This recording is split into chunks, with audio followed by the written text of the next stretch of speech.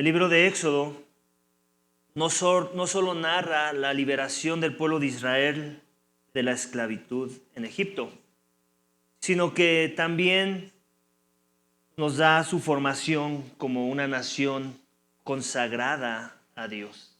En capítulos 23 y 24 que acabamos de leer, nos encontramos en un momento clave de esa historia. Dios no solo ha rescatado a su pueblo, sino que ahora les promete una tierra y establece con ellos un pacto solemne. Aquí vemos que la redención de Dios no es el fin, sino el comienzo de una vida nueva bajo su gobierno, su cuidado, su presencia. El título del mensaje, iglesia, esta mañana es este: Conquista y pacto. Conquista y pacto. Resume bien esta etapa crucial en el viaje de Israel. Dios les promete la conquista de una tierra que Él mismo entregará, pero también el pacto que define su relación con Dios. Una relación basada en obediencia, confianza y comunión. Es la relación que Dios está buscando con su pueblo. Una relación basada en obediencia, confianza y comunión. En este pasaje que veremos tres verdades fundamentales que siguen siendo relevantes para la iglesia de nuestros días. El primero va a ser que la conquista prometida, Dios va delante de su pueblo para darles victoria, pero espera que confíen en Él, lo obedezcan y esperen su bendición. También veremos un pacto confirmado. Israel responde afirmativamente al compromiso con Dios, sellando una alianza que refleja tanto la santidad de Dios como su gracia. Y por último veremos la gloria de Dios contemplada.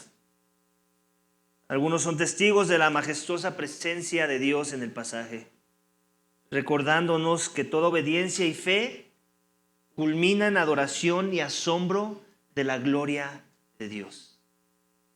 Toda obediencia y fe culmina en la adoración y asombro de la gloria de Dios. Voy a considerar, iglesia, estos capítulos. Somos llamados no solo a mirar lo que Dios hizo por Israel, sino también a examinar nuestras propias vidas. ¿Estamos confiando en victoria de Dios, en la victoria que Él nos da? ¿Estamos viviendo en obediencia a su pacto? ¿Anhelamos ver y experimentar su gloria? Son buenas preguntas que deberíamos estar buscando hacernos de manera personal. Así que vamos a ver el primero de ellos, de los puntos que vamos a considerar en el texto, en capítulo 23, versículos 20 al 33, en donde vamos a ver la conquista prometida. Acompáñame a leer nuevamente esos pasajes, iglesia.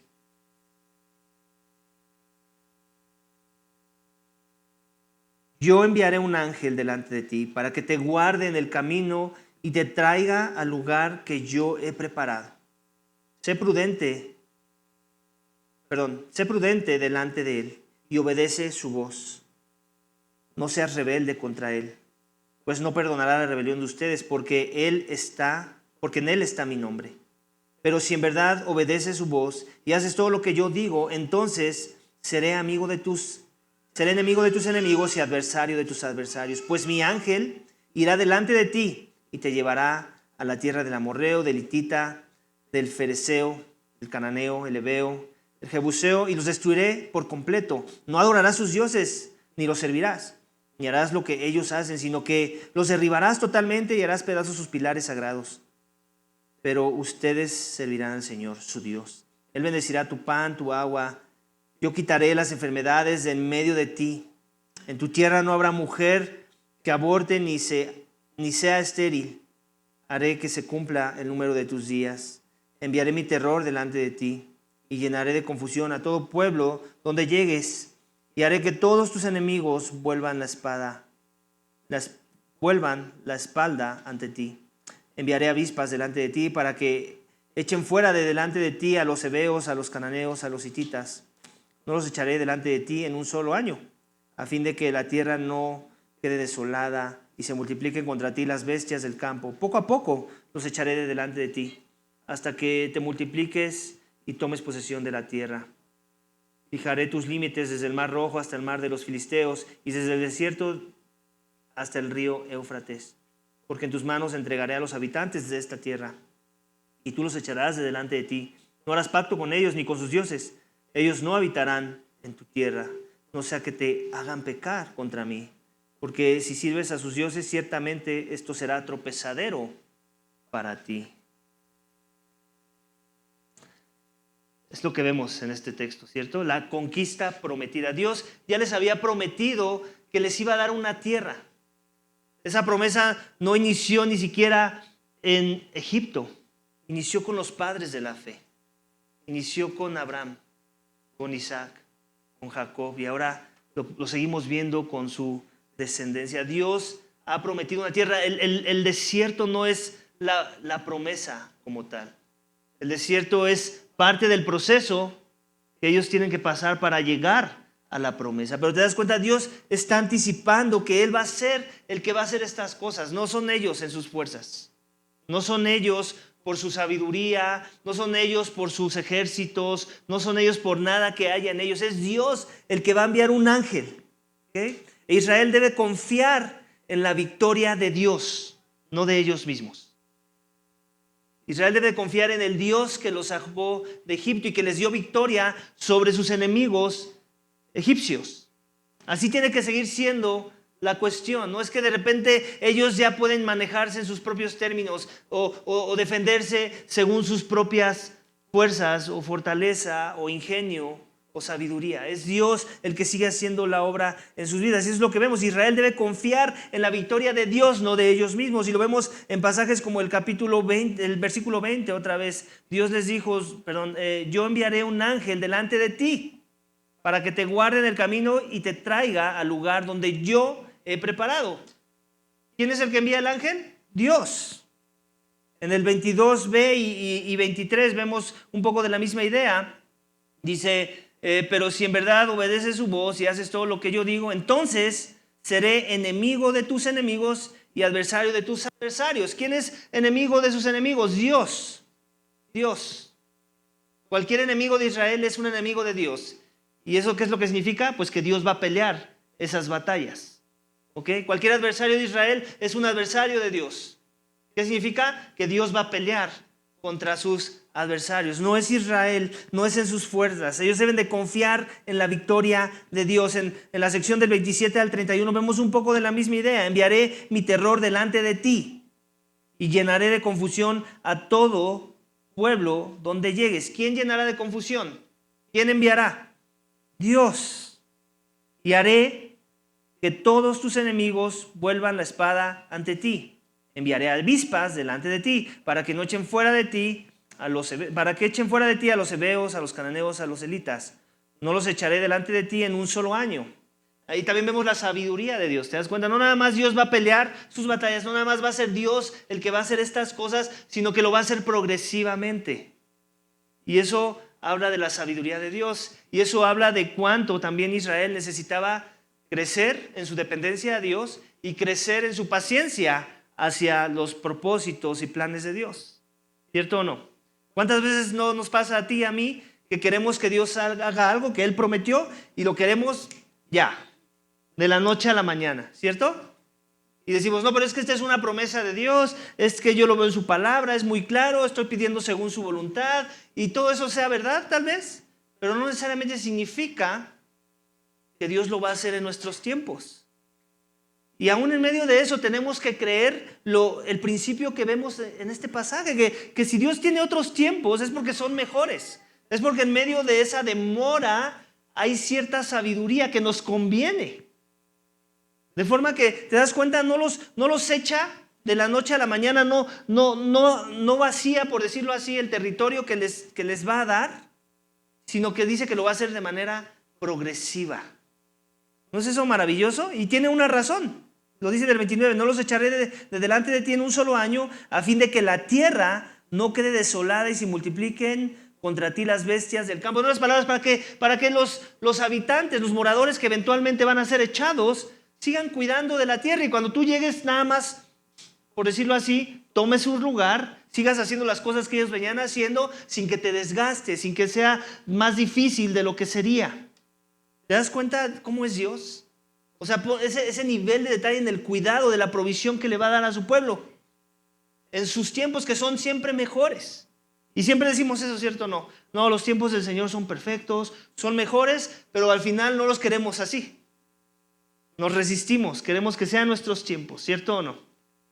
Y nos justificamos, no, es que estamos haciendo todas las cosas que nos pidió. Entonces, ¿por qué Dios no está obrando? Pues porque Él tiene tiempos mejores. Y son cosas que tal vez no te deja ver a ti, pero eventualmente vas a poder voltear atrás y decir, oh, ahora veo la sabiduría de Dios. Ahora veo por qué Él tardó tanto en establecer sus promesas, en permitir cosas que yo estaba anticipando que Él permitiera en mi vida.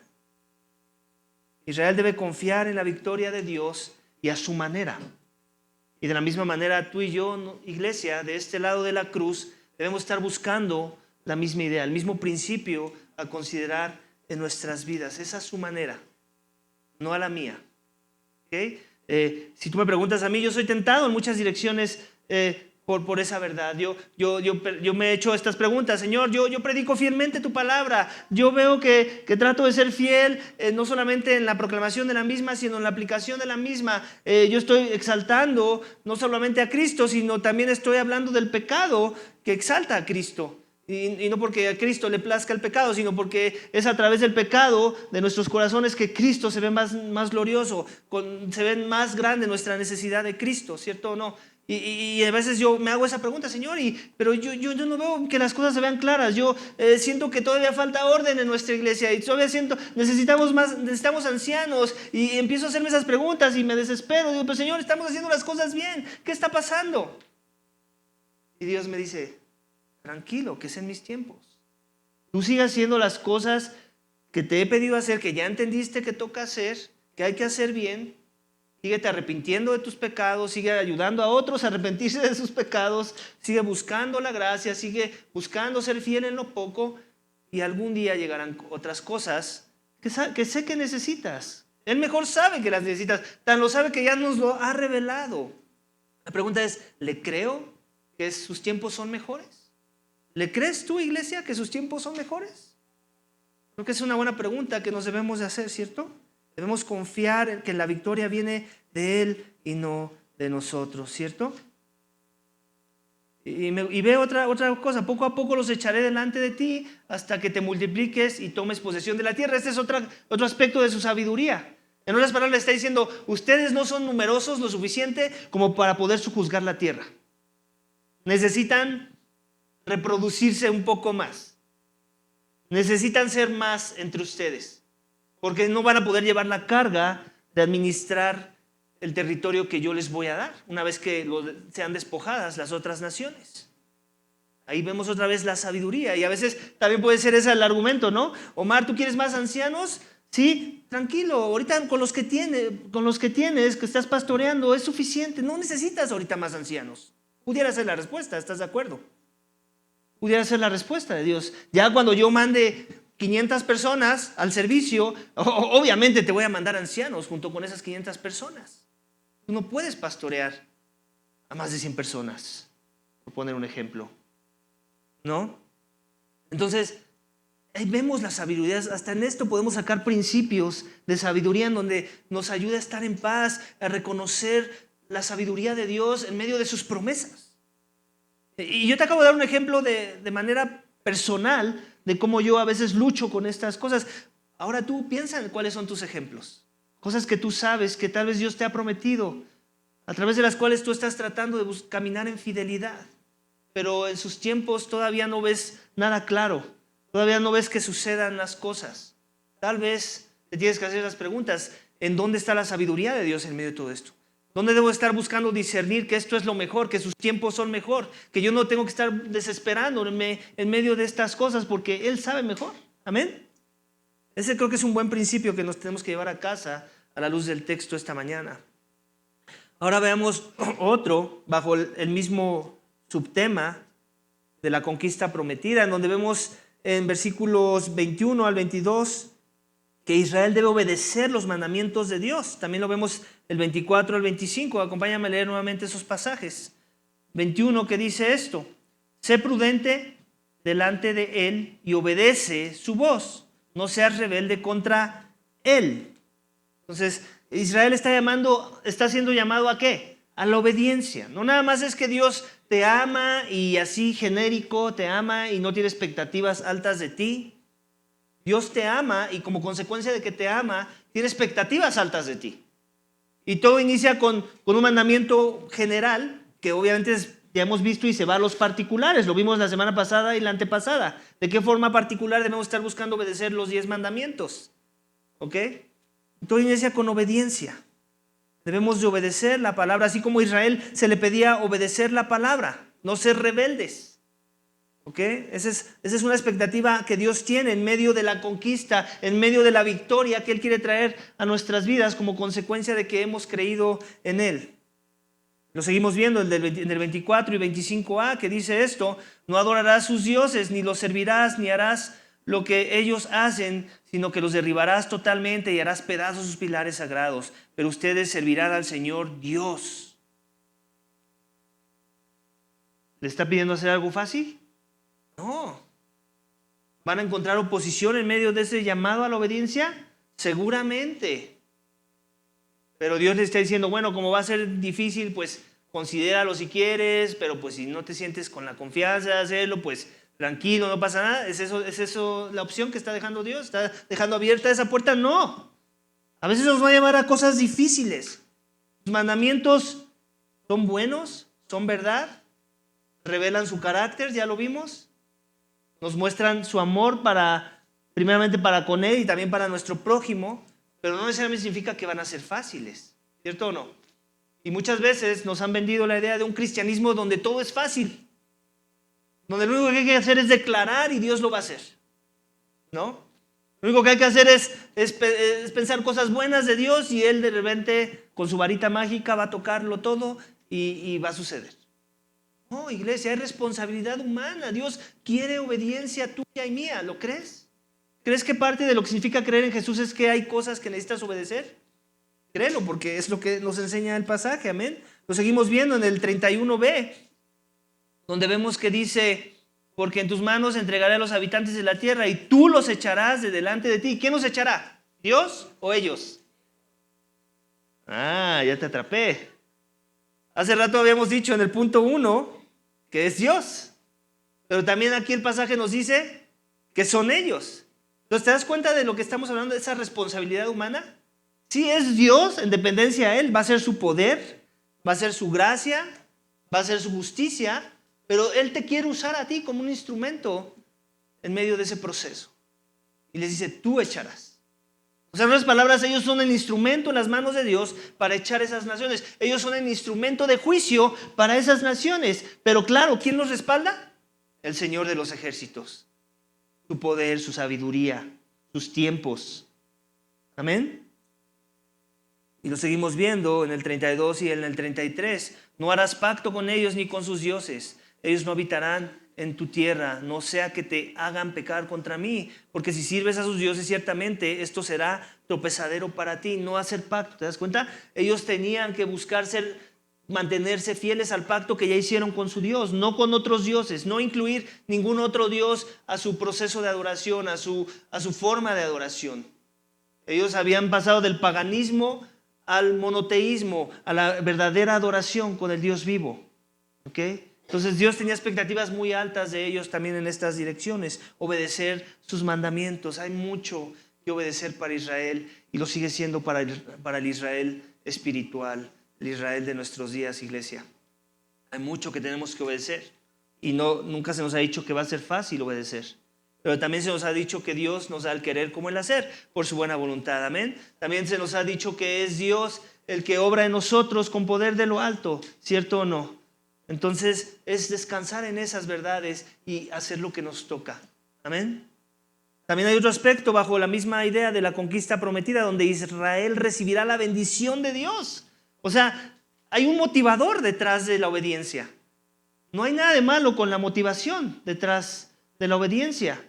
Dios nos lo da para que queramos obedecer. ¿Te das cuenta? O sea, no es un simple trueque, no es un simple Dios voy a hacer esto para que tú hagas esto. No, Él es el que lo propone. Él es el que dice, tú haz esto y yo te bendeciré. No nos está escondiendo la realidad de que Él quiere motivarnos a través de la bendición. Y es lo que vemos en el texto. Versículo 23, leemos la misma idea. Dice, pues mi ángel irá delante de ti y te llevará a la tierra del amorreo, del hitita, del cananeo, del heveo, del jebuseo, y los destruiré por completo. Eso es algo que debería de motivar a Israel. O sea, que Dios lo va a hacer. Y Dios va a despoblar la tierra para que ellos puedan poblar esa tierra. Eso trae bendición. Versículo 25b y 26 dice un poco de la misma idea, pero ustedes servirán al Señor su Dios. Él bendecirá tu pan y tu agua. Yo quitaré las enfermedades del medio de ti. En tu tierra no habrá mujer que aborte ni sea estéril. Haré que se cumpla el número de tus días. ¡Wow! Iglesia, si algo podemos detectar de los tiempos antiguos es que las civilizaciones de la antigüedad sufrían mucha hambruna. La hambruna era una de las plagas, por decirlo así, de ese tipo de contextos de la época. Y en el contexto de Israel, ¿qué vemos? ¿Cuál es la promesa de la bendición? ¿Que les va a hacer falta pan? ¿Les va a hacer falta agua? ¿Qué es lo que necesitas para la vida? Pan y agua. Con eso te la puedes llevar. Con esa dieta puedes vivir por los años que Dios te vaya o te quiera dar vida. Le está diciendo, van a tener eso. Ustedes sean obedientes en esto que les pido y no les va a hacer falta provisión, les está diciendo. Y no nada más eso. No van a necesitar estar pensando en a qué Dios de la fertilidad le ofrecen un sacrificio, porque aquí no va a haber estéril. ¿Se dan cuenta? No va a haber esterilidad entre sus mujeres. No van a necesitar pensar en sacar su tarjeta del seguro o pagar un seguro privado. Yo les voy a dar salud. ¿Se dan cuenta? Dios está siendo su proveedor. Él va a sustentarles todo lo que necesitan, que sabe que necesitan. Ni siquiera se van a tener que enfermar. No van a tener que pensar en doctores. Yo les voy a dar salud. ¿Pero de qué depende todas esas cosas? De la obediencia, iglesia. Ese es un problema del cristianismo de nuestros días.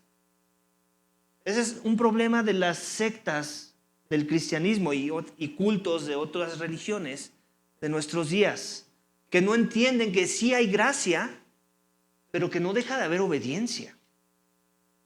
Iglesia, la fe cristiana sí demanda obediencia. Y mucho de eso depende de la bendición que Dios quiere traer a tu vida, ¿sabes? Porque si lo único que estamos pensando es, no, la salvación es por gracia, no por obras para que nadie se gloríe, solo la fe en Jesús, eso es verdad. No hay condenación para los que están en Cristo Jesús, es solo por la fe, eso es verdad. Pero ¿qué vamos a hacer con todo lo demás que sí vemos en la palabra de Dios? Dios quiere la obediencia de los suyos. Porque en la obediencia se revela que son suyos. Tan simple como eso. Dices que eres de Él, pues buscas obedecerle. Pero si dices que eres de Él, pero no estás buscando obedecer sus mandamientos, sus principios, su palabra, entonces ¿de qué tipo de Dios estamos hablando? La obediencia es central en el cristianismo, iglesia. ¿O vamos a decir que el cristianismo es solo fe y no obediencia? ¿Hace sentido decir que ese es el Dios que lo creó todo? No, Él quiere obediencia por la fe. Porque la fe y cualquier tipo de fe que diga ser fe, pero que no se manifieste en obediencia, no es la fe de la Biblia, no es la fe de la que encontramos en estos pasajes ni en el Nuevo Testamento. Todo tiene que ver con mostrar mis frutos en obediencia a la palabra de Dios. ¿Para qué? Para obtener la bendición. Sí, la bendición más grande es Jesús. Sí, nada se compara con esa bendición. Sí, si lo único que tenemos es Jesús y todo lo demás es maldición, somos los más bendecidos de la tierra. Eso es una verdad.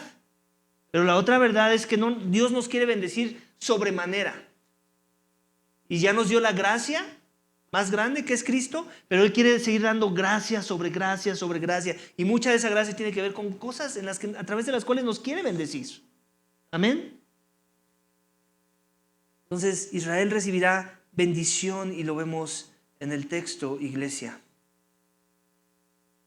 La promesa de la conquista no es independiente de la relación entre Dios e Israel.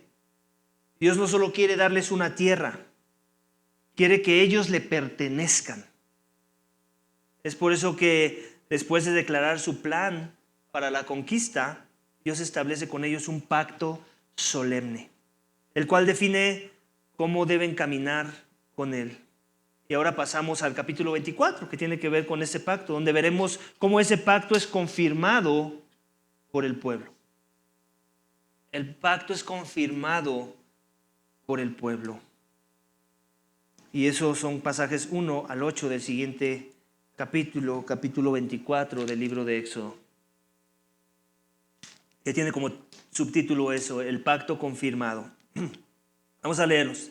Entonces Dios dijo a Moisés: sube hacia el Señor, tú y Aarón, Nadab y Abiú, y 70 de los ancianos de Israel, y adorarán desde lejos. Sin embargo, Moisés se acercará solo al Señor. Ellos no se acercarán, ni el pueblo subirá con él. Moisés vino y contó al pueblo todas las palabras del Señor y todas las ordenanzas. Todo el pueblo respondió a una voz y dijo: haremos todas las palabras que el Señor ha dicho. Moisés escribió todas las palabras del Señor. Levantándose muy de mañana, edificó un altar al pie del monte con 12 columnas por las 12 tribus de Israel. Y envió jóvenes israelitas que ofrecieron holocausto y sacrificaron novillos como ofrendas de paz al Señor.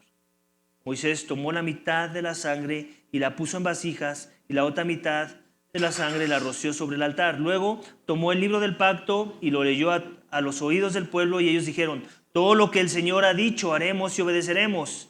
Entonces Moisés tomó la sangre y la roció sobre el pueblo y dijo: esta es la sangre del pacto que el Señor ha hecho con ustedes según todas estas palabras. Hay un pacto confirmado, ¿cierto? Dios les ha ido pidiendo cosas. Dios les está diciendo: yo voy a hacer esto, yo voy a hacer lo otro, pero si ustedes hacen esto y esto otro, pues los bendeciré, pero lo contrario si no lo hacen. Ellos entienden muy bien estas palabras, entienden muy bien que es justo las demandas de ese Dios que los salvó y que los sacó de Egipto. Ellos entienden que ahora le deben la vida, que ahora le deben toda la devoción, toda la gloria, toda la honra, que sus vidas se trata de la relación que deben de estar buscando tener con Él. Lo entienden tan bien que dicen: todo esto lo vamos a hacer. O sea, ni siquiera dudan. No hay duda en sus vidas. Y lo dicen 2 veces en esa sección, en esos 8 versículos. Están dispuestos a vivir en completa lealtad con ese Dios. Están dispuestos a cumplir su parte del pacto. Y así muchas veces inicia, ¿cierto o no?, con aquellos que se dicen ser cristianos. Están dispuestos a pasar por procesos. Están dispuestos, en sus inicios se ve mucho fervor, mucha enjundia, mucho ánimo. Algunos vemos que hasta se bautizan. Y eso es algo muy bueno, que anima a la comunidad, ¿cierto? Seguramente, así como vemos aquí, animó a Moisés. El ver algunos pasos de obediencia. Vemos aquí a los jóvenes ofreciendo holocausto. Vemos a Moisés levantando un altar para sacrificios, en representación de las 12 rocas que representan cada una de las tribus de Israel. En otras palabras, todo el pueblo está metido en esto. Aquí estamos todos en común acuerdo de que esto es lo mejor, de que servir al Dios de Israel es la mejor opción y la única mejor opción. Y así nos puede llegar a pasar a nosotros. Y después, como vamos a ver más adelante, tal vez no hoy, pero las próximas páginas del libro de Éxodo, ver que eso se acaba muy rápido. ¿Cierto o no? Dios es fiel a su pacto, eso es verdad. La pregunta es si nosotros somos fieles al pacto con ese Dios. Dios siempre cumple sus promesas, eso es verdad. La pregunta es si nosotros estamos dispuestos a cumplir nuestra parte en medio de ese pacto. Y otra vez no estoy hablando de salvación por obras. Es ahí donde viene la confusión a veces. Oh, es que me lo han dicho. Es que Omar ya está predicando salvación por obras. No. Yo estoy predicando la palabra de Dios. Y la palabra de Dios nos dice que hay que mostrar nuestra fe en obras. La pregunta es si entendemos eso tan simple que la Biblia nos enseña, iglesia. Hay un pacto confirmado y lo vemos muy claro en el texto. ¿Te das cuenta? Hay representantes del pueblo que suben, 70 ancianos, Aarón, Moisés, sus hijos de Aarón, y adoran desde lejos. Sigue habiendo este tema del cuidado y la reverencia que deben estar buscando tener a un Dios santo. No acercarse con jovialidad a ese Dios. Entre ellos es Moisés el que se acerca al Señor. Ellos no se acercarán, se acerca más, por decirlo así. El pueblo ni siquiera considere subir, no tienen permiso. Otra vez, ¿quién establece las reglas y los términos de cómo luce la adoración y Dios interactuando con su pueblo? Es Dios. Él dice quiénes pueden, quién no, quién se puede acercar al primer nivel, quién se puede acercar al segundo nivel, quiénes se tienen que quedar abajo. Moisés viene, cuenta al pueblo y todo el pueblo responde: queremos adorar a Dios, haremos las cosas que Dios nos ha pedido hacer.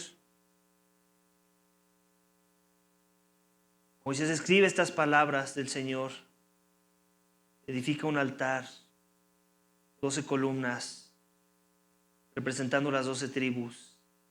Envía jóvenes para ofrecer holocausto y sacrificio, ofrendas de paz. Y después los rocía con la sangre de esas ofrendas. También rocía el altar. Lo que está diciendo es eso, a este nivel estamos comprometidos con este Dios. El que rompa el pacto, habrá derramamiento de sangre. ¿Te das cuenta? Ellos creen que es bueno seguir ese Dios. Luego tomó el libro del pacto, lo leyó a oídos del pueblo. Ellos dijeron: todo lo que el Señor ha dicho haremos, obedeceremos. Esa es cuando viene el rocío de la sangre del pacto. Es una forma de que están sellando el pacto, están firmando el pacto. A veces usamos la frase, ¿no? Te lo firmo con sangre. ¿Alguna vez has escuchado esa frase? Esa es una forma simbólica en que están firmando con sangre su compromiso con Dios. Sabemos, claro, que el sacrificio significa: tú mereces la muerte, no te voy a matar, alguien toma tu lugar. Como el libro del pacto, lo leyó a sus oídos, bla, bla, bla. Entonces en el 8 dice: Moisés tomó la sangre y la roció sobre el pueblo y dijo: esta es la sangre del pacto que el Señor ha hecho con ustedes según todas estas palabras. ¿Te das cuenta? Y después vemos el mismo lenguaje en el Nuevo Testamento, en una cena muy particular de un Señor con sus 12 discípulos, en donde los dice: esta es la sangre del nuevo pacto en mi nombre. Tómenla. Tiene que ver un poco con la misma idea. Estoy sellando este pacto con ustedes a este mismo nivel de compromiso, con mi sangre. No con la sangre de un animal, sino con la sangre del Hijo de Dios, que iba a ser derramada por los pecados de sus discípulos y de todo aquel que crea en Él. Dios sigue siendo el Dios de pacto. Su pacto no ha cambiado, simplemente ha sido mejorado. Y es el nuevo pacto en la sangre, no de un animal que no puede limpiar mis pecados. Es un nuevo pacto en el que Él es el que cumple los dos lados del pacto, porque el hombre no pudo cumplir su parte del pacto. Y el mismo Dios que derrama la ira por consecuencia de que no se cumplió el pacto, o los hombres no cumplieron el pacto, es el mismo Dios que recibe la ira en la persona de su Hijo Jesucristo. Ese es el Evangelio, iglesia. Tenemos un mejor pacto con mejores promesas y están en la persona de Cristo. Amén. El pueblo ha dicho, haremos todo lo que el Señor ha dicho. Han sido rociados con sangre, símbolo también de la purificación y el compromiso con ese pacto. Pero esta alianza no es solo un acto formal. Es una invitación, iglesia, a tener comunión con el Dios vivo. Y ahora, en uno de los momentos más asombrosos que vemos en el Antiguo Testamento, algunos de los líderes de Israel suben al monte y contemplan la gloria del Dios del pacto, que es lo que viene en la siguiente sección. Acompáñame a leerla. Versículo 9. Y subió Moisés con Israel, Nadab y Abiú, y 70 de los ancianos de Israel, y vieron al Dios de Israel debajo de sus pies. Debajo de sus pies había como un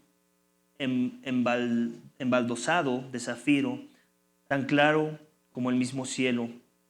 Pero él no extendió su mano contra los príncipes de los israelitas. Ellos vieron a Dios y comieron y bebieron. Checa lo que está pasando aquí, iglesia. Dios les está dando una probadita de su gloria, una probadita de lo que significa tener comunión con el Dios vivo, con el Dios al que hay que temerle, como hemos estado viendo. No es cualquier Dios, es un Dios al que hay que temerle, hay que tenerle reverencia con temor. Pero Dios es un Dios misericordioso también, que está dispuesto a permitir el acceso a su presencia en sus términos. Y dice que no los destruye, ¿cierto? Dice, no extendió su mano contra los príncipes de los israelitas. ¿Por qué no extendió su mano? ¿Porque no lo merecían?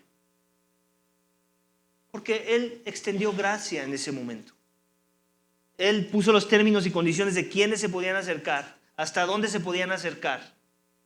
Y después, ¿qué dice el texto? Ellos vieron a Dios y comieron y bebieron. Podemos imaginarnos que fue en una teofanía, como lo hemos estado viendo con el arbusto, ¿cierto? Como lo hemos estado viendo en otras direcciones.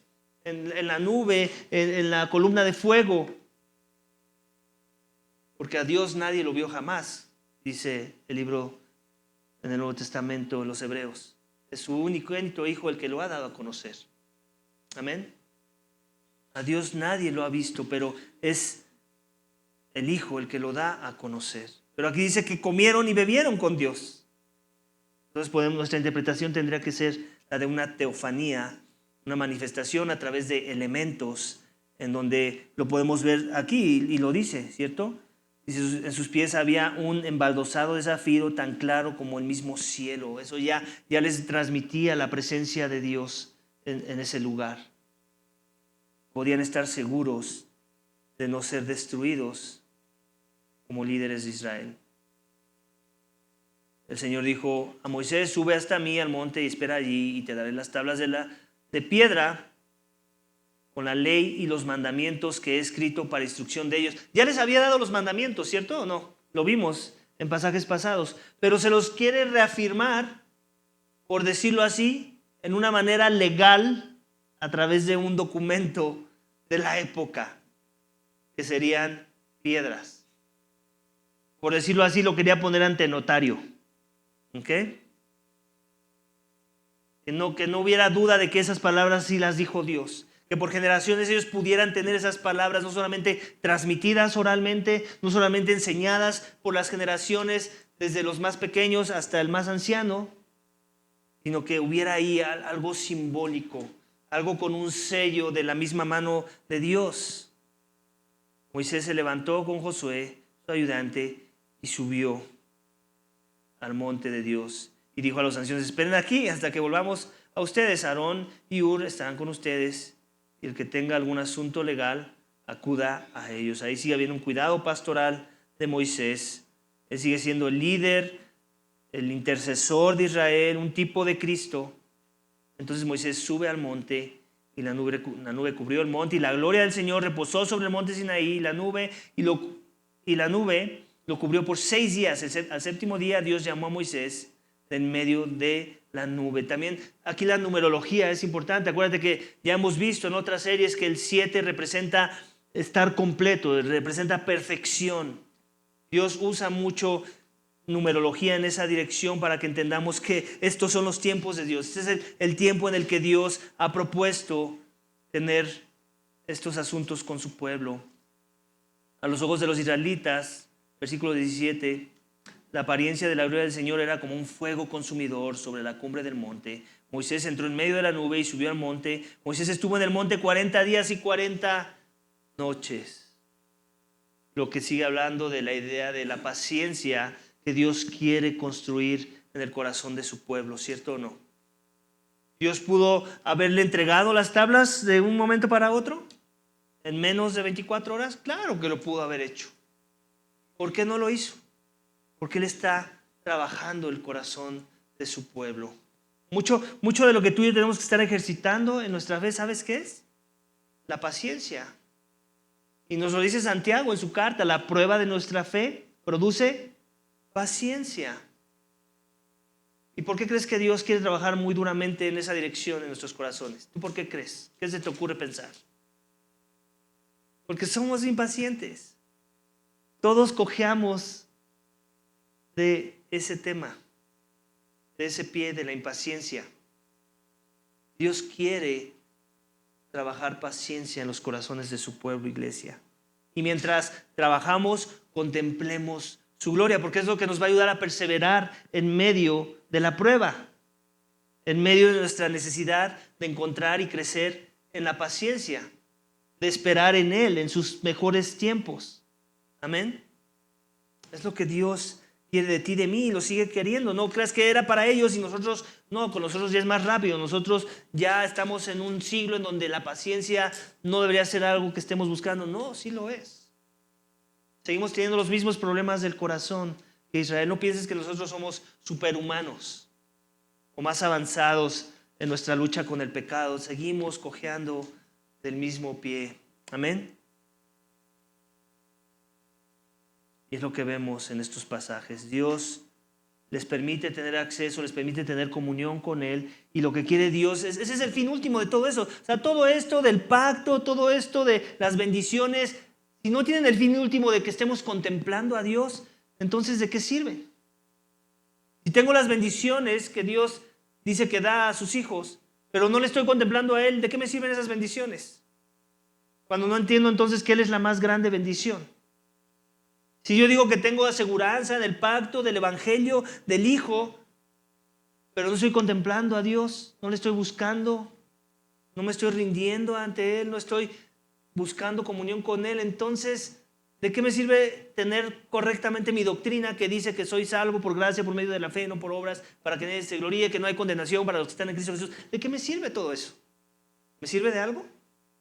O sea, Dios aquí nos está mostrando hasta esa parte del proceso, el fin último de tener bendición, de que existe un pacto que es inquebrantable, en donde yo soy el más fiel, es que tengas comunión conmigo. Y yo creo que es un buen momento para reflexionar esta mañana, iglesia. Ambos reflexionemos cómo está nuestra comunión con el Señor, de manera práctica, entre semana. Sinceramente hablando, está haciendo el Señor y comunión con su persona a través de los medios de gracia una prioridad de nuestras vidas. Yo sé que es una aplicación que parece muy simple, nada elaborada, pero a veces tenemos que empezar por ahí porque ni siquiera eso estamos haciendo bien. Nuestra prioridad son otras cosas, damos énfasis a otras cosas, no estamos orando lo suficiente. Otra vez, no es por obras, pero la fe produce obras. ¿Quieres la bendición del Señor? Ponte a orar. ¿Quieres la bendición de la paciencia? En oración la vas a encontrar, créeme. ¿Quieres fortaleza espiritual? Lee su palabra. ¿Quieres sabiduría para la toma de decisiones? En su palabra. Ahí está toda la sabiduría. ¿Quieres reafirmar esa sabiduría? Apóyate con la iglesia local para discernir si estás discerniendo bien en medio de lo que tú ya llamas sabiduría. Hay mecanismos de control. Dios nos da mecanismos de control. Dios nos da medios de gracia para que la comunión se establezca de una manera efectiva y de una manera eficaz. Lo creemos. Últimamente, iglesia, el pasaje de Éxodo 23 y 24 nos presenta un Dios que guía a su pueblo hacia la conquista, establece con ellos un pacto y les revela su gloria. Ese es el fin último, la gloria de Dios. Pero ese momento en el Sinaí, por glorioso que fue, era una sombra de lo que vendría después, iglesia. En Hebreos 12, 18 al 24, el autor hace una comparación directa entre el monte Sinaí del capítulo 24 y el monte Sión, que es espiritual, al que hemos llegado por medio de Cristo. Escucha cómo lo describe, te lo voy a leer. Porque no os habéis acercado a un monte que se podía palpar, sino que os habéis acercado al monte Sión, a Jesús, el mediador del nuevo pacto, y a la sangre rociada que habla mejor que la de Abel. ¿Te das cuenta del paralelismo que estamos viendo en el pasaje? Aquí se nos muestra que por medio de Jesús hemos entrado en una conquista mayor, en un pacto superior, en una gloria más plena. ¿Lo crees? La conquista ya no es sobre tierra física, iglesia, sino sobre el pecado, sobre la muerte, sobre la realidad del infierno, en donde Cristo es nuestro capitán vencedor. El pacto, iglesia, ya no está escrito en piedra, sino en nuestros corazones. Jesús es el mediador de ese nuevo pacto. La circuncisión que tú y yo necesitamos es la circuncisión espiritual de nuestro corazón. La gloria, iglesia, ya no está reservada para unos pocos en la cima del monte. Lo viste en el pasaje, los 70 ancianos, Aarón, sus hijos y Moisés, eran los pocos, ¿cierto? ¿Cuántos dijimos que habían salido de Israel? Alrededor de 3 millones, de Egipto, alrededor de 3 millones. Sino que todos los creyentes ahora, iglesia, por la fe tenemos acceso al trono de la gracia. Y un día veremos su gloria cara a cara. Sin interrupciones, sin pecado que nos estorbe, sin corazones desviados, sin corazones con falta de contentamiento, mal agradecidos. Pero puedes ejercitarte en esa dinámica de contemplar su gloria cuando luchas en contra de esas cosas. Amén. En Cristo todo lo que Israel vivió en forma simbólica ahora se cumple de manera real y eterna, iglesia. Tú y yo estamos parados en un mejor momento de lo que significa la redención. Las cosas que ellos vieron no se comparan con lo que ahora nosotros podemos contemplar en la persona de Cristo. Por eso el llamado de Éxodo sigue siendo actual para nosotros, ¿sabes? Confiar, obedecer, vivir en comunión con Dios a través de la persona de su Hijo Jesucristo. Ahora lo hacemos mirándolo a Él, el autor y consumador de nuestra fe. Amén. Así que Dios nos recuerda esta mañana, iglesia, a través de su palabra, que no solo rescata a su pueblo, sino que lo guía hacia la victoria, lo llama a vivir en obediencia y lo invita a una relación íntima con Él. Así como Israel, iglesia, también nosotros estamos en un viaje espiritual. Dios ha prometido darnos victoria, pero nos llama a confiar en Él. Nos ha dado mandamientos no para limitarnos, sino para guiarnos hacia la vida verdadera. Nos ha hecho partícipes de un nuevo pacto en Jesucristo, sellado no con la sangre de animales, sino con su propia sangre. Y nos ha revelado su gloria, no solo en un monte, sino en la persona de Cristo Jesús. Entonces la pregunta con la que terminamos hoy es esta. ¿Estamos caminando como el pueblo del nuevo pacto? ¿Confiamos en la victoria que Dios nos promete? ¿Vivimos en obediencia, anhelando su presencia y su gloria más que cualquier otra cosa en esta tierra? Iglesia, que hoy renovemos nuestro compromiso con Dios, no solo en palabras, sino de corazón. Y que sigamos caminando como pueblo que ha sido redimido y guiado y llamado a una vida de adoración total a su persona. Amén. Vamos a orar. Padre, te damos gracias. Gracias por tu palabra, Señor. Gracias porque tú has sido bueno, Señor, y tú eres misericordioso y tú has comprado pueblo a precio de sangre, Señor, y la sangre mejor que habla mejor que la sangre de animales y machos cabríos es la sangre de tu Hijo, Señor. Y de esa sangre nosotros hemos recibido, si en verdad hemos creído, Señor, de la sangre que fue derramada por nuestros pecados, de la sangre que es una sangre infinita que compra a cualquier alma desolada, a cualquier alma sin esperanza, y la transfiere al reino de la luz, al reino admirable de tu Hijo Jesucristo, Señor. Gracias por la sangre de Cristo, gracias por la sangre del Cordero que nos limpia y que nos compra y que nos redime y que nos hace aceptos delante de ti y que también nos ayuda a poder caminar contigo, Señor, cuando hemos en verdad creído, Padre. Sabemos que es tu Espíritu, sabemos que es tu palabra, sabemos que es tu iglesia, Señor. Sabemos que todo nos lo has dado tú, Señor, por tu bondad y misericordia. Señor, ayúdanos, Padre, como iglesia, a vivir las implicaciones de haber creído el Evangelio, Señor. Ayúdanos a vivir como consecuencia de que en verdad hemos creído, guardando nuestra parte del pacto, Señor, recordando que sí, que tú lo hiciste todo, Señor, pero que en consecuencia de que en verdad hemos creído eso, ahora queremos vivir para ti, Señor, en obediencia y fidelidad a tu palabra, Señor, que queremos sí las bendiciones, pero no en nuestros términos, Señor, sino buscando tu rostro, Padre.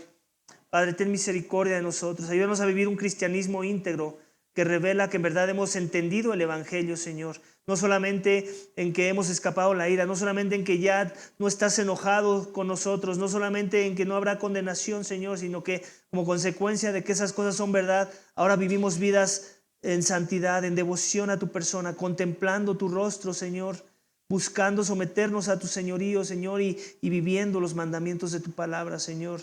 Yo te ruego que no menos que eso, Padre, porque para eso nos salvaste, Señor, para ser de bendición a las naciones, para que te representáramos en esta tierra, Señor, y mostráramos tu carácter y tu gloria a través de la forma en la que nosotros íbamos a vivir para ti, Señor. Padre, perdónanos porque hemos fallado.